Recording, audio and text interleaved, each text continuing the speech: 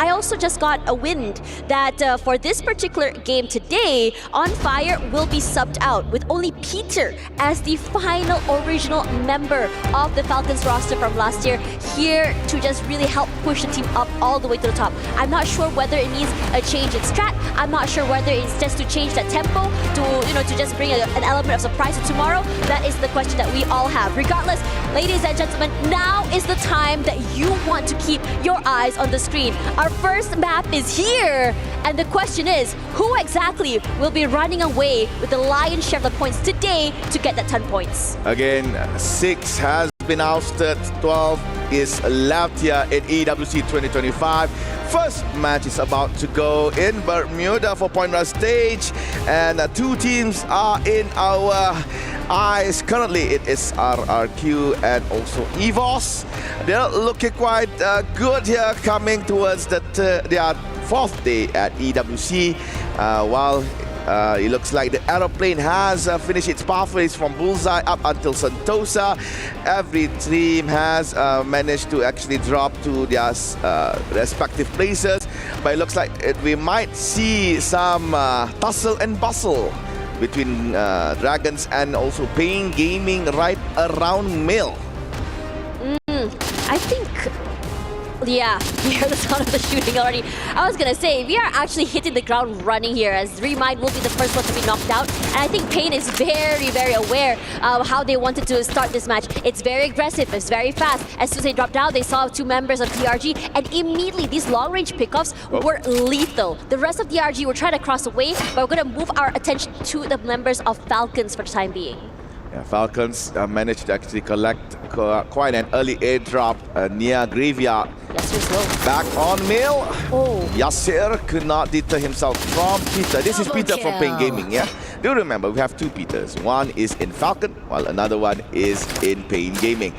So with that said, 2 elimination points has been picked up by Pain Gaming in our early stages of Bermuda.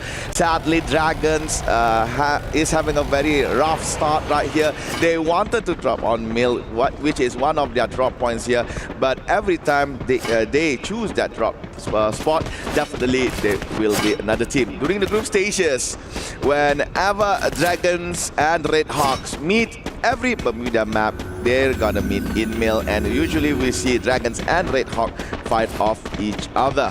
Meanwhile, Vitality has made a move towards Bima Sakti Strip. Still safe, still fine.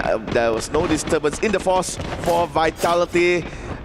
With that, I think Vitality will just collect their resources or maybe rotate to another area. Riverside, EVOS Divine just reached towards Nurak down. More quiet. I mean, if you ask me, the first 2 days we saw a lot more aggression come through from teams like Bermuda, like EVOS. But today is a little bit more different. Just pickoffs now and then, not full-on commits, if you ask me. And I think if anything, DRG could do a very incredible thing if they've managed to recover themselves. Rough start doesn't mean a rough game, if anything. But RRQ here, sorry, excuse me, it's EVOS going a bit more aggressive. Finding the members of Pain and giving them a taste of their own medicine on what exactly they dished out onto DRG. Nora feeling the heat, knocked out already as Cold Shield just pressures him. Blue wall, now it gets melted as Noda will be quickly dealt with, but the rest of the team still very much intact. Yeah, deja vu have happened towards Pain Gaming. They have lost 2 members towards EVOS Divine. They managed to actually fall back. I believe they went back to Plantation. But we just have to see what will be the pathway for Pain Gaming. And I was right, they went to Plantation, they got that jump pad, and they run and retreat all the way to Shipyard. Meanwhile, Rainbow 7 is in peak. I'm not so sure whether or not Buriram was in peak previously, as I was eyeing myself on towards Mill when they were dropping. Yep, Buriram was in peak, spotted by Rainbow 7. Dangerous. Shots being hailed towards the Thailand team, but They managed to find space, but no, except for Wasana, and as well as Get High. Two members of Buriram United has been taken by Rainbow 7, and right now they are on 3 points. It looks like the Thailand Killers are at it again. Oh, R7's doing phenomenal. Games King on that high ground took full advantage of that jump, and I understand that BRU did not want to hang around peak area. There's just too many teams that they don't want to lose members too early. They don't want to take these early fights here. But as R7 were the hunters, now they are the hunted, as Vitality would also like to join in the fray. Koja already finding his first mark, and they rush forward here. Kyong, a lot of space taken already, the nade to start off that fight, and he's going to reposition himself to a nice off angle here. Finds nothing quite yet. R7, I have to say, they're slippery and they're hella fast, moving away from Vitality, not allowing them to take this fight. The decision to get back Games King and then using the mini jump pad to actually go towards the mana nearby peak here provided a great escape for Team Rainbow 7. Vitality missed the opportunity to try and wipe out that Latin American team. Meanwhile, Joanna and together with members of Buriram are currently in male. I believe they managed to get back at least one member. Yep. It was Get High that was revived first before Wasana. And a member from Dragon has to just sit tight and hide, stay quietly in mil as well. Meanwhile on pick, Vitality is still around, but this time Lost paid a visit. Shots towards Kyong and also Dix. A.G.AL managed to actually escape himself away from Nando. So Vitality escapes, lost, missed again the opportunity to fight another squad. I'm gonna be real here. Humine is having a terrible game. I think he's been knocked like, I think once or twice already, and every time he's in the middle of rotation trying to get away, there's always someone who's marking his location. And in that particular team, I think Humine is the most experienced player, and I have to say that him getting knocked out fairly early as well does put a bit of a back, just really sets the team a bit more back in terms of firepower as well. So you want to keep your mind a bit more alive, a little bit more longer. I think for them right now, just positioning is a little bit more out in the open. They're not being able to take advantage of their positioning at all. And a lot of teams are understanding this and abusing the heck out of them. DRG, this might be a bad start, but I would really like to see some recovery from them. Yep. However, due to the fact that we have the revive system, so DRG could just revive their team members again and again and again. As you can see from the map on the right side, near Cape Town, Seafox and Remine is back into Bermuda. We are still yet to find our first team to be eliminated on match number 1 here, and Circle number 1 has just completed its rotation. It's gonna be a Riverside, part of Peak, as well as Mill, as the new area for the players to be safe in. And as usual, Fluxo will be on the southern side of the map. They landed on Mars Electric and currently in Pochinock. Meanwhile, AG.AL has been quiet for quite a while. They are currently in Karaton. In contrast, Rainbow 7, together with RRQ, have been moving constantly within Bermuda. Don't blame them. They are the type of team who get a bit more active, move around that map, find those eliminations, get those kills, get a bit more active. That's how RQ was able to, to get such a huge landslide amount of eliminations, if you ask me. Haven't been able to do so quite yet. Here's a replay, though, for Falcons. Nice shot. Waited for that nice particular moment to find Noda. Ugh. Nasty. Now, coming back to RQ here, I think a lot of teams did cross by southern side toward Peak as well. I think we saw 3-4 teams at one point, and everyone seems to have left the area, especially since Lost is around. But now, since the majority of the middle side of the circle is starting to get very convoluted, teams like RQ, R7, EBOS, Divine, Falcons, even BRU is there, it could be a bloodbath. Meanwhile, for DRG, they were a little bit more scattered on the southern side, but now slowly finding their way into that circle. All right, let's have Vitality met with AG.AL for a brief moment here, pushing AL away from Keraton. They have lost Dio in the same process as well, but they still have time to revive Dio back into the game. I believe either Chinoy or Terna has the sufficient amount of coins to get their sniper back.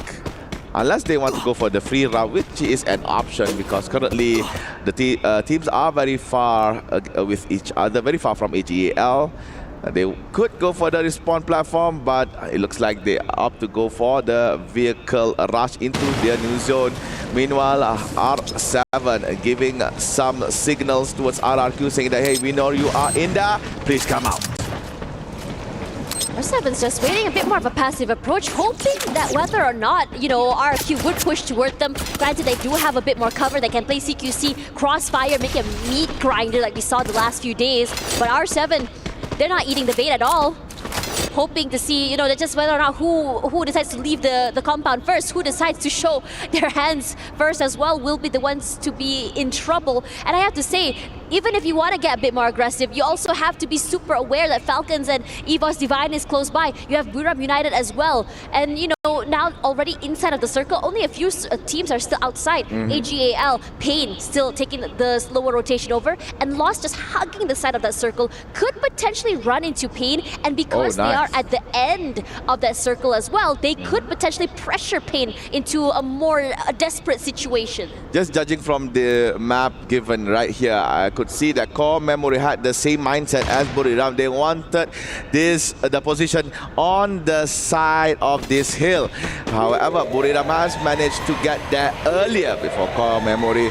So Core Memory could not get a good vantage point since that there is an enemy team right above them. So they opt to go to be at the bottom of this hill, at the bottom of Mountain Mill, and just maybe try to avoid clear angles from Buriram on top.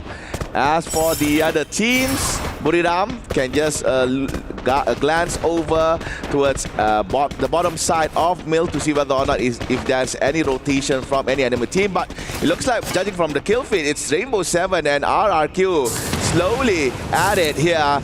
I'm not so sure who's rushing in. I think it's RRQ that rushed in. They have lost Abai. They are together with Kiba. Kiba gets some few nice shots on towards Dela, but sadly Kiba could not finish him off. It looks like RRQ is hesitantly trying to go inside the compound of Rainbow 7. They are slowly falling back.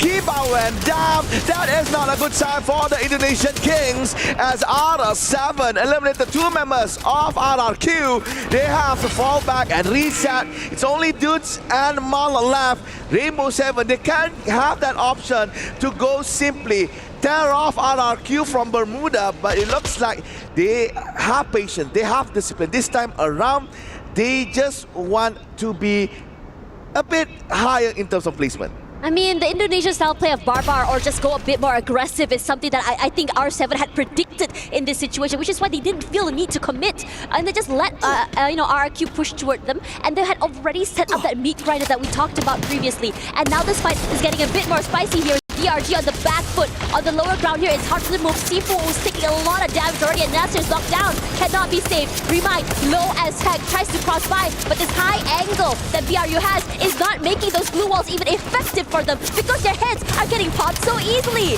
But DRG is changing trajectory, tries to push forward as well, but BRU very much ready. DRG fell in a very dangerous, desperate predicament, and now BRU changes their attention onto Fluxo, who are also in the same predicament. The first team out, DRG, Fluxo, might be facing the same end, but they are going to try and change this ending. Rushing up forward, up onto the high ground here. They rush forward, makes it slower, closer and closer, escaping to DRG, but the jump shots are great. They rush forward, they shoot, but Vitality decides to put their hands in the cookie jar, and Buram United were not expecting this outcome, but Vitality as well are going to fall, and Buram United are slowly making amends, making sure that they're able to come out on top. Fluxo is now here as well. Bustin alone. Bushi knocked down. Wasana all alone. Rushes forward. He tries to make it work. He cleans up house. And Buriram United, through the chaos, prevails with the 7.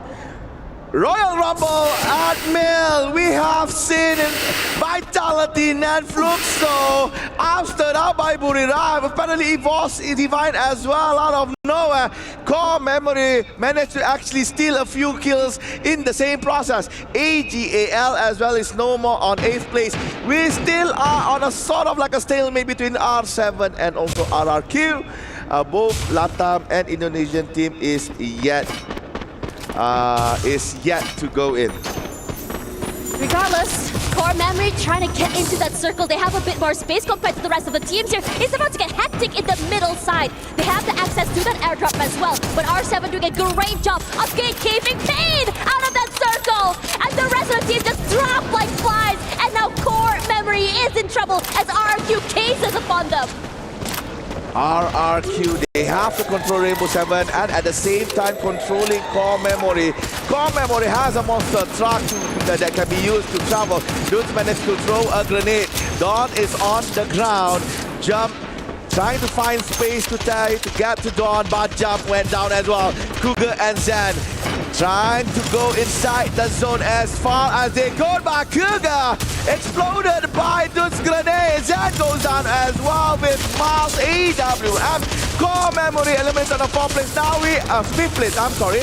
We are now left with 4 members. M-Lost finally making their appearance, trying to attack Rainbow 7. And it's getting really spicy right now as Falcons completely demolish the rest of RQ here.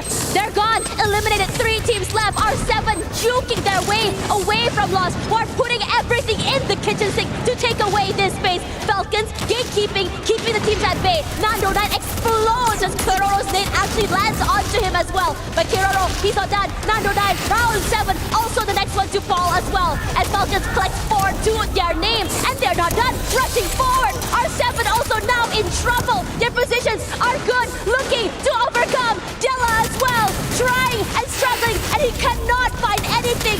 His teammate is close, but separated from one another. And Falcons are just completely overcoming them, swarming them like flies. And R7 is now out. R7 dropped out on 3rd place, is now left Falcon and Lost. Thailand versus Brazil. Rigby and Jordan all is left for Lost. Rigby trying his best to get some shots on towards Team South. The Peter on the fence went down to General, but Rigby goes down as well. It's all up to General right now. But General goes down. Kiroro is better. And there you go. Point rush, game number 1. Booyah belongs to Falcons. Amazing, amazing stuff. A bit more quiet in the beginning as many of these teams are a little bit more safe when it comes to rotations and play.